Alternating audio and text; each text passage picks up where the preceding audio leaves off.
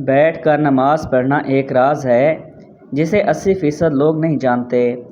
نبی کریم صلی اللہ علیہ وآلہ وسلم نے فرمایا، جو شخص بیٹھ کر نماز پڑھتا ہے اللہ تعالیٰ اس کے گھر میں یہ 3 چیزیں نازل فرماتا ہے۔ پہلی چیز کہ اس کے گھر میں غربت۔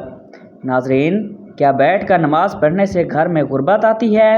نبی کریم صلی اللہ علیہ وآلہ وسلم نے فرمایا، جو بوڑھے حضرات یا نوجوان بیٹھ کر نماز پڑھتے ہیں ان کے گھر اللہ تعالیٰ یہ 3 چیزیں نازل فرماتا ہے۔ پیارے دوستو، نماز دین کا، اسلام کا سب سے اہم رکن ہے جو بندے کو براہ راست اللہ تعالیٰ سے جوڑتی ہے، لیکن بعض اوقات انسان بیماری، کمزوری یا کسی عذر کی وجہ سے کھڑے ہو کر نماز ادا کرنے سے قاصر ہوتا ہے۔ ایسے میں سوال پیدا ہوتا ہے کہ بیٹھ کر نماز پڑھنے کا کیا حکم ہے؟ کیا یہ جائز ہے؟ کیا اس سے نماز کی فضیلت میں کمی آتی ہے؟ یا بیٹھ کر نماز پڑھنے سے وہی ثواب ملے گا جو کھڑا ہو کر پڑھنے میں ہے؟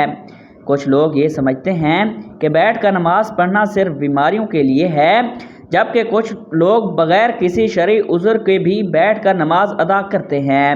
ایسے میں یہ جاننا ضروری ہے کہ شریعت میں نبی کریم صلی اللہ علیہ وآلہ وسلم نے اس بارے میں کیا حکم فرمایا، صحابہ کرام اور فقہا کا کیا موقف ہے، اور کس حالت میں بیٹھ کر نماز پڑھنا جائز ہے اور کب ناجائز ہو جاتا ہے۔ اس ویڈیو میں ہم قرآن و حدیث کی روشنی میں ان تمام سوالات کے جوابات تفصیل سے سمجھیں گے تاکہ کوئی بھی غلط فہمی باقی نہ رہے اور ہم اپنی نماز کو شریعت کے مطابق درست ادا کر سکیں۔ اگر آپ کو بھی بیٹھ کر نماز پڑھنے کے مسائل سے متعلق مکمل رہنمائی چاہیے اور یہ جاننا ہے کہ کن صورتوں میں بیٹھ کر نماز پڑھنا افضل اور کن حالات میں کھڑے ہو کر ہی پڑھنی لازم ہے، تو اس ویڈیو کو مکمل دیکھیے تاکہ آپ کی عبادت شریعت کے مطابق ہو اور آپ اس بارے میں مکمل آگاہی حاصل کر سکیں۔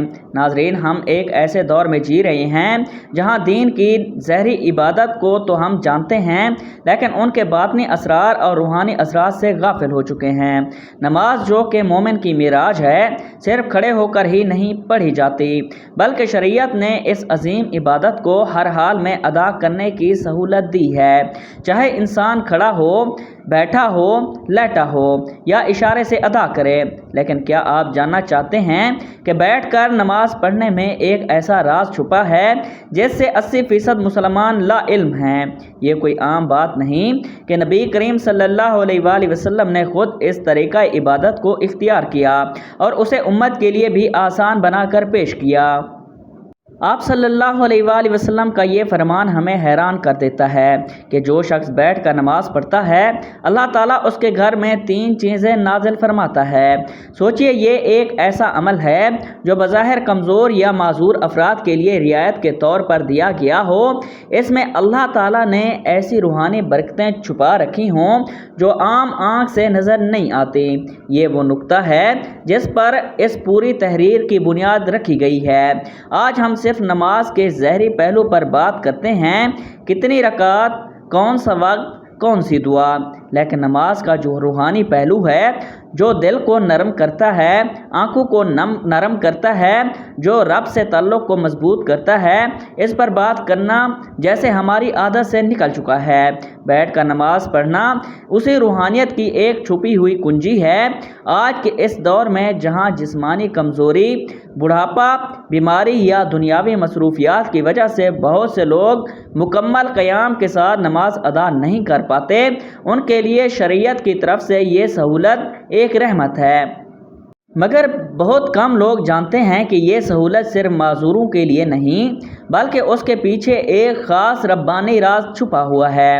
اگر آپ ان لوگوں میں شامل ہیں جو کسی وجہ سے قیام نہیں کر سکتے، یا اگر آپ کے عزیزوں میں کوئی ایسا ہے تو یہ ویڈیو آپ کے دل کو سکون دے گی، اور اگر آپ صحت مند ہیں اور قیام کے قابل بھی، تب بھی آپ کو یہ جان کر حیرت ہوگی کہ بیٹھ کر نماز پڑھنے والوں کے لیے اللہ تعالیٰ کی رحمت کس طرح خصوصی انداز میں ظاہر ہوتی ہے۔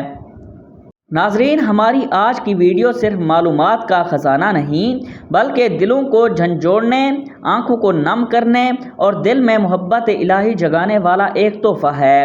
آئیے اس راز سے پردہ اٹھاتے ہیں اور بیٹھ کر نماز پڑھنے کے روحانی پہلو کو سمجھتے ہیں تاکہ ہم اس عمل کو، عظمت کو پہچان سکیں، اس سے محبت کریں اور اسے اپنائیں، چاہے ضرورت ہو یا نہ ہو۔ اسلام ایک ایسا دین ہے جو ہر انسان کی حالت، ضرورت اور مجبوری کو مد نظر رکھتا ہے۔ یہی وجہ ہے کہ عبادت میں نہ صرف روحانیت بلکہ سہولت کا پہلو بھی شامل کیا گیا ہے۔ نماز جیسی عظیم عبادت میں اللہ تعالیٰ نے اپنے بندوں کو مختلف حالات میں ادا کرنے کی اجازت دی ہے، کھڑے ہو کر، بیٹھ کر، لیٹ کر، حتیٰ کہ اشارے سے بھی۔ مگر جب بات بیٹھ کر نماز پڑھنے کی آتی ہے تو اکثر لوگ اسے صرف معذور یا ضعیف افراد کی ضرورت سمجھتے ہیں، حالانکہ حقیقت اس سے کہیں زیادہ گہری ہے۔ حضرت عائشہ رضی اللہ تعالی عنہا سے روایت ہے کہ رسول اللہ صلی اللہ علیہ وآلہ وسلم اپنی عمر کے آخری ایام میں اکثر بیٹھ کر نماز پڑھتے تھے۔ یہ حدیث اس بات کا واضح ثبوت ہے کہ بیٹھ کر نماز پڑھنا محض رعایت نہیں بلکہ ایک سنت عمل بھی ہے۔ حضور نبی کریم صلی اللہ علیہ وآلہ وسلم نے خود اسے اختیار فرمایا تو اس میں یقیناً کوئی خاص روحانی راز اور حکمت ضرور پوشیدہ ہے۔ بعض علماء کے نزدیک بیٹھ کر نماز پڑھنے سے بندہ عاجزی، انکساری اور خشوع میں مزید اضافہ کرتا ہے، کیونکہ وہ خود کو اللہ کے سامنے کمزور اور محتاج پاتا ہے۔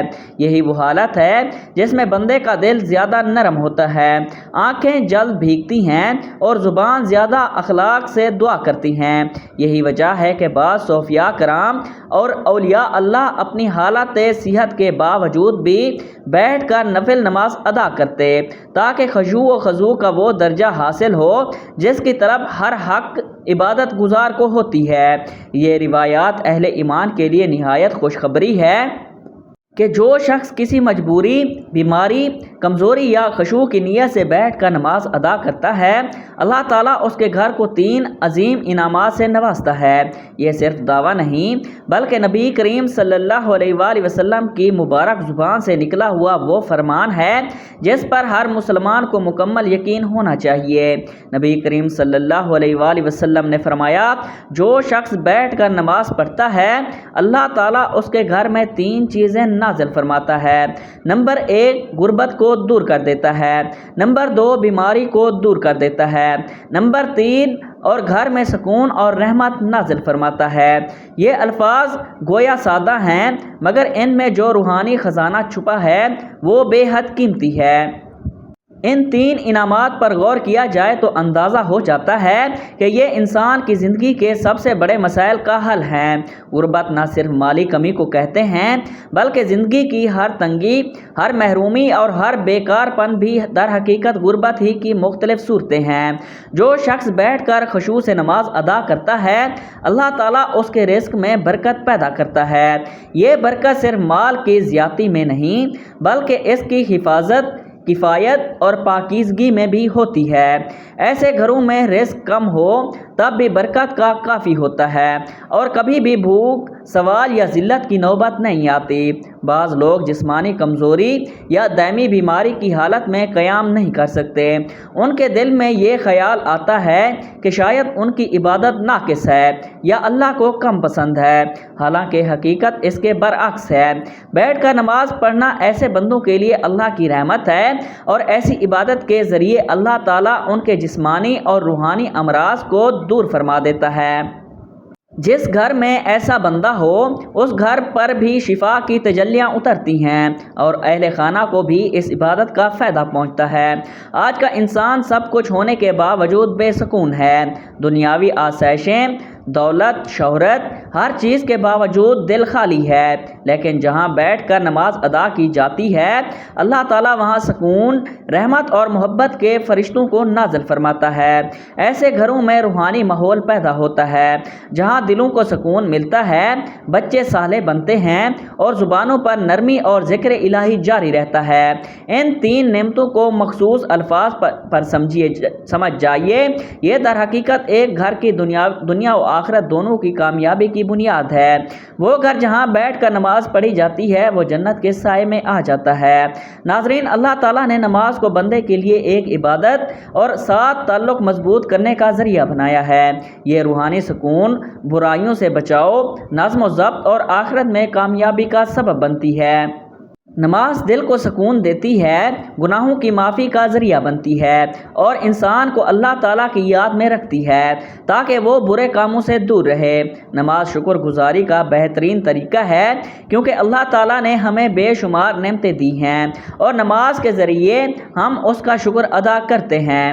یہ انسان میں عاجزی اور انکساری پیدا کرتی ہے کیونکہ وہ اللہ تعالیٰ کے سامنے جھک کر اپنی کمزوری کا اعتراف کرتا ہے، اور یہ قبولیت کا ذریعہ بھی ہے کیونکہ ہر نماز کے بعد رب تعالیٰ سے مانگنے کا بہترین وقت ہوتا ہے۔ نماز جسمانی صحت کے لیے بھی فائدہ مند ہے کیونکہ اس کے مختلف ارکان جیسا کہ رکوع اور سجدہ جسم کو متحرک رکھتے ہیں اور جسمانی نظام کو درست رکھنے میں مدد دیتے ہیں۔ نماز اللہ سبحانہ و تعالیٰ کے قرب کا ذریعہ ہے کیونکہ جب بندہ سجدے میں جاتا ہے تو وہ اپنے رب کے سب سے زیادہ قریب ہوتا ہے۔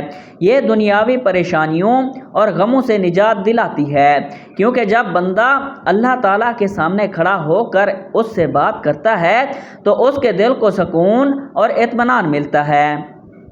یہ صبر اور استقامت سکھاتی ہے کیونکہ نماز کے ذریعے بندہ ہر حال میں اللہ تعالیٰ پر بھروسہ رکھنا سیکھتا ہے۔ یہ وقت کی پابندی اور نظم و ضبط کی عادت ڈالتی ہے کیونکہ دن میں 5 وقت مخصوص اوقات پر نماز پڑھنے سے انسان میں نظم و ضبط پیدا ہوتا ہے۔ نماز اللہ کی رحمتوں اور برکتوں کو کھینچ لاتی ہے کیونکہ جو شخص نماز پڑھتا ہے اس پر اللہ تعالیٰ کی خاص رحمت اور حفاظت ہوتی ہے۔ یہ شیطان سے حفاظت کا ذریعہ ہے کیونکہ جو بندہ نماز کا عادی ہوتا ہے شیطان اس سے دور رہتا ہے۔ یہ قبر اور آخرت میں روشنی ہے کیونکہ حدیث پاک میں آتا ہے کہ نماز قیامت کے دن مومن کے لیے نور ہوگی۔ یہ گناہوں کی معافی اور ان کے مٹنے کا سبب بنتی ہے کیونکہ نبی اکرم صلی اللہ علیہ وآلہ وسلم نے فرمایا کہ نماز گناہوں کو ایسے دھوتی ہے جیسے پانی میل کچیل کو دھو دیتا ہے۔ یہ مال اور دولت کی برکت کا ذریعہ ہے کیونکہ جو لوگ نماز کی پابندی کرتے ہیں اللہ تعالیٰ ان کے رزق میں اضافہ فرماتا ہے۔ یہ معاشرتی برائیوں سے بچاتی ہے کیونکہ جو شخص نماز پڑھتا ہے وہ چوری، جھوٹ، ظلم اور بے حیائی سے بچنے کی کوشش کرتا ہے اور اس کا دل اللہ تعالیٰ کی طرف سے صحیح فیصلے کرنے کے لیے روشن ہو جاتا ہے۔ یہ غربت اور تنگ دستی سے نجات کا ذریعہ بنتی ہے کیونکہ جو لوگ نماز قائم کرتے ہیں اللہ سبحانہ و تعالیٰ ان کے رزق میں کشادگی فرماتا ہے۔ اللہ تعالیٰ کے عذاب سے حفاظت کا ذریعہ ہے کیونکہ جو نماز کی پابندی کرتا ہے اللہ تعالیٰ اسے دنیا اور آخرت کے عذاب سے بچا لیتا ہے۔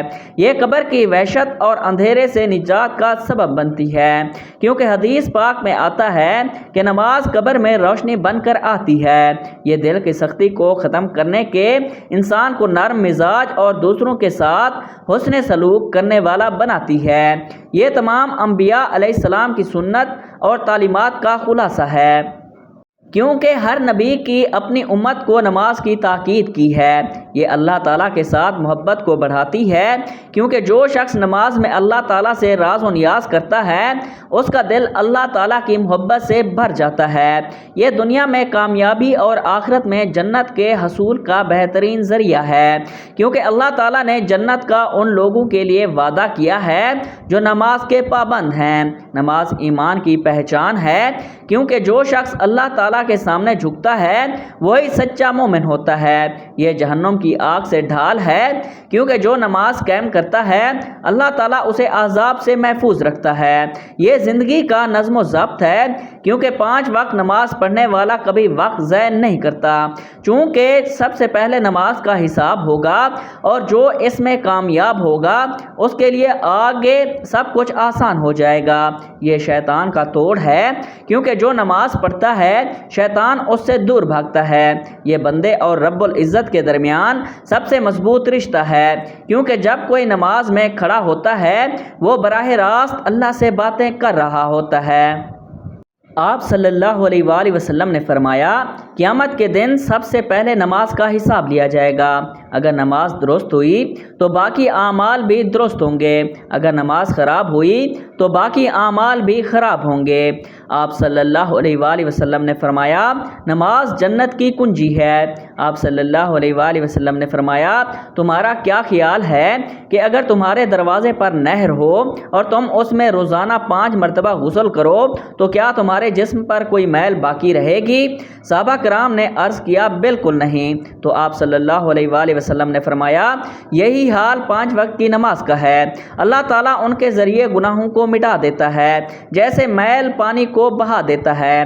آپ صلی اللہ علیہ وآلہ وسلم نے فرمایا بندہ اپنے رب کے سب سے قریب اس وقت ہوتا ہے جب وہ سجدے میں ہوتا ہے، لہٰذا اس وقت زیادہ دعا کیا کرو۔ آپ صلی اللہ علیہ وآلہ وسلم نے فرمایا ہمارے اور ان کفار کے درمیان جو چیز فرق کرتی ہے وہ نماز ہے، جس نے اسے چھوڑ دیا اس نے کفر کیا۔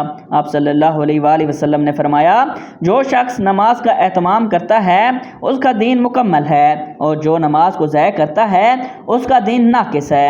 آپ صلی اللہ علیہ وآلہ وسلم نے فرمایا جب انسان کو قبر میں رکھا جاتا ہے تو اس کے ساتھ اس کے نیک اعمال ہوتے ہیں، اگر وہ نمازی تھا تو نماز اس کی حفاظت کرتی ہے۔ آپ صلی اللہ علیہ وآلہ وسلم نے فرمایا اللہ تعالیٰ سے ڈرو اور نماز کو لازم پکڑو کیونکہ یہ دل کی سختی کو دور کرتی ہے۔ آپ صلی اللہ علیہ وآلہ وسلم نے فرمایا جو شخص وضو کرے اور اچھی طرح وضو کرے پھر 2 رکعت اس طرح پڑھے کہ اس میں کوئی دنیاوی خیال نہ آئے تو اس کے تمام پچھلے گناہ معاف کر دیے جاتے ہیں۔ آپ صلی اللہ علیہ وآلہ وسلم نے فرمایا نماز مومن کی معراج ہے۔ آپ صلی اللہ علیہ وآلہ وسلم نے فرمایا جو شخص 5 وقت نماز پڑھتا ہے قیامت کے دن اس کا چہرہ چمک رہا ہوگا۔ بیٹھ کر نماز پڑھنا جائز ہے لیکن اس کی اجازت مخصوص حالات میں ہے۔ اگر کوئی شخص بیماری، بڑھاپے، کمزوری یا کسی ایسی جسمانی تکلیف میں مبتلا ہے جس کی وجہ سے کھڑے ہو کر نماز پڑھنا مشکل ہو تو وہ بیٹھ کر نماز ادا کر سکتا ہے۔